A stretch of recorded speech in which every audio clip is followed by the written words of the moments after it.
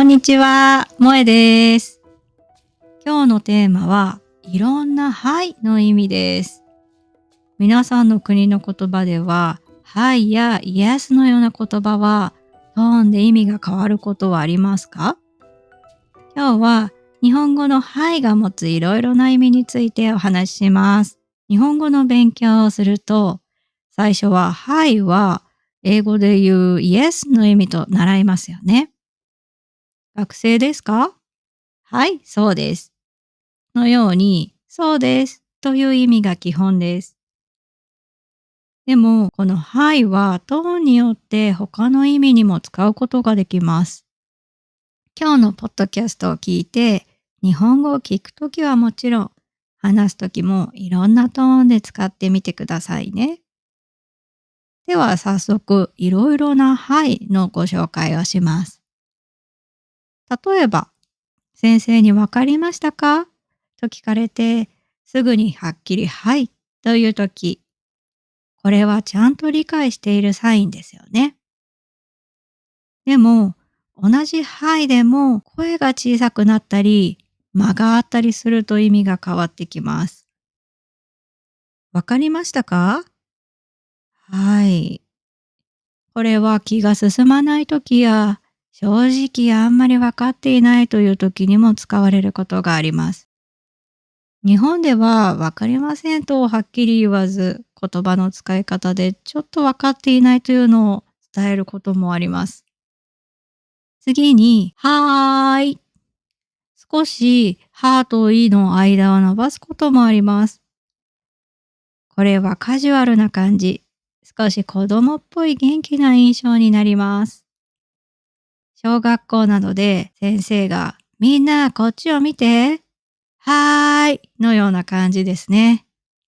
逆に、これを大人が言うと、ちょっとバカにした印象になってしまうこともあります。他に呼びかけに答えるはいの使い方としては、名前を呼ばれて答えるときも、萌えさん、はいのように返事にも使うことができますよね。このように分かっているのような意味のはいが基本です。では、ここからは少し違う意味のはいについてお話ししたいと思います。では、こちら。はい。語尾を上げて、はいという言葉。これはどういう意味だと思いますか？はい？え？何ですか？もう一度言ってください。という聞き返しの意味になります。例えば、お名前はエルです。はいのように使います。丁寧な場で使われることがありますが、印象はあまり良くないことが多いです。ちょっと上から目線というか、怒っている感じというか、聞き返された人はそんな印象を受けてしまうことがあります。なので、聞き返すときは、すみません、もう一度いいですかのような言葉の方が印象はいいです。他に日本語でよく聞くはいが、はいはい、はいはいはいと、はいを2、3回連続で言う場合です。はじめのはいを2回言う、はいはいですが、はいはい。このような言い方では、少し呆れていたり、もうわかったよ。何度も言わなくていいよ。という気持ちが入った言い方になります。例えば、お母さんが子供に、もう宿題やったのと何回も言います。子供が、はいはいやりますよ。みたいな感じです。次は、はいはい。はいはいはいのような2、3回ちょっとはっきり言うような言い方は、ああ、それねのようなわかった、それ知ってるよのような意味になります。相槌ですね。例えば、ねえ、この間の部長の話聞いた？はいはいはい、部長異動なんですってね。びっくりしましたよ。みたいな。言葉は同じでも言い方で気持ちは全然違いますよね。さらに日本語のはいは返事や相槌だけではありません。例えば何かを手に持って渡すときのはい。これはどうぞという意味です。友達に鉛筆貸してと言われて、はいみたいな時に使います。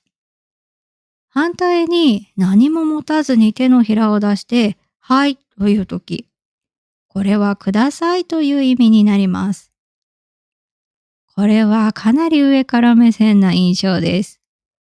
子供が持っていってはいけないおもちゃを持っていった時に、親が子供に、はい、返してのような感じで使います。なので、ちょっとね、ギャグのような形でわざと上から目線で言うっていうようなシチュエーションもありますよ。はい。では最後に話題を切り替えたい時です。今使ったはいは、はい。では今日はここまでのような話を最後に区切る時に使います。このように日本語のはいはいろいろな文脈やトーンによって意味が変わってきます。今日お話しした以外にも、はいは相手の言っている声のトーンや文脈によって意味が変わってくるので、よく聞いてみてくださいね。はい。では今日はここまでです。このポッドキャストが役に立ったと思ったら、いいねやチャンネル登録お願いします。コメントもお待ちしています。ではまた次のポッドキャストでお会いしましょう。